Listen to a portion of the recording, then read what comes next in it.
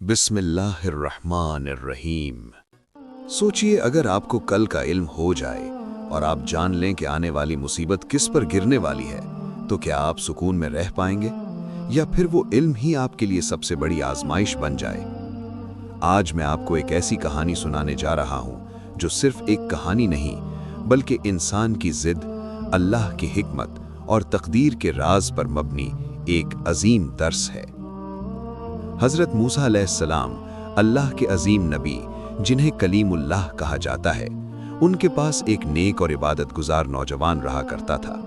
वो हर वक्त हजरत मूसा की खिदमत में हाजिर रहता, लेकिन उसके दिल में जानवरों की बोलियां समझने की एक गहरी ख्वाहिश पैदा हो चुकी थी। एक दिन उसने अदब से अर्ज की कि या कलीमुल्लाह, मुझे जानवरों की बोलियां समझने का इल्म अता फरमा दिया जाए। हजरत मूसा अलैहिस्सलाम ने उसे समझाया कि ये इल्म उसके लिए फ़ायदे के बजाय नुकसान का सबब बन सकता है, लेकिन इंसान की फितरत ही कुछ ऐसी होती है कि जिस चीज़ से रोका जाए वही चीज़ और ज़्यादा पसंद आने लगती है। नौजवान बार बार इसरार करता रहा, यहाँ तक कि आखिर हजरत मूसा अलैहिस्सलाम ने अल्लाह की बारगाह में इजाज़त चाही।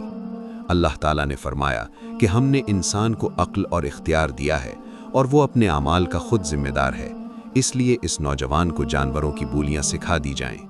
यूं ये इल्म उसे अता कर दिया गया।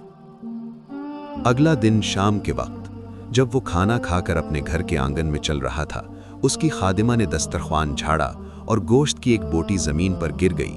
एक कुत्ता उसे लेने के लिए लपका, लेकिन पास बैठा मुर्गा बोटी उठाकर ले उड़ा। इस मर्तबा नौजवान ने जानवरों की जुबान साफ तौर पर समझी।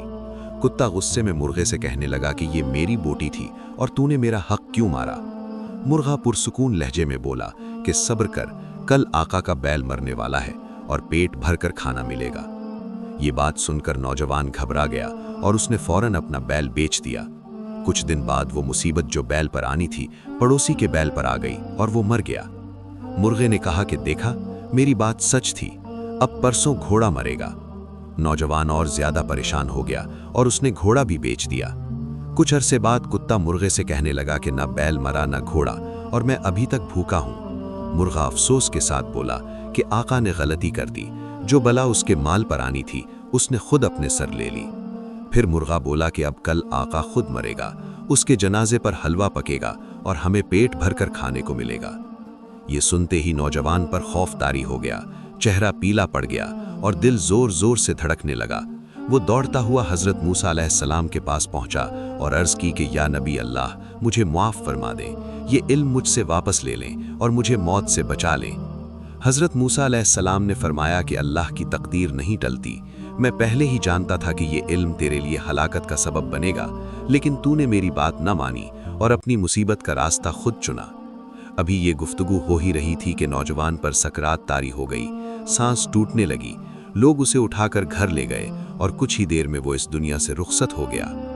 मौलाना रूमी रहमतुल्लाह अलैह फरमाते हैं कि जो नबी की बात नहीं मानता वो अपनी ही हलाकत का रास्ता इख्तियार करता है। इस कहानी से हमें ये सबक मिलता है कि हर इल्म रहमत नहीं होता, हर राज जान लेना फ़ायदा नहीं देता। कभी कभी माल का नुकसान जान का फिदिया होता है और इल्म गैब का न मिलना भी अल्लाह ताला की अजीम हिकमत पर मबनी होता है। अल्लाह हमें सब्र, तवक्कुल और अपनी तकदीर पर पूरा यकीन अता फरमाए। आमीन।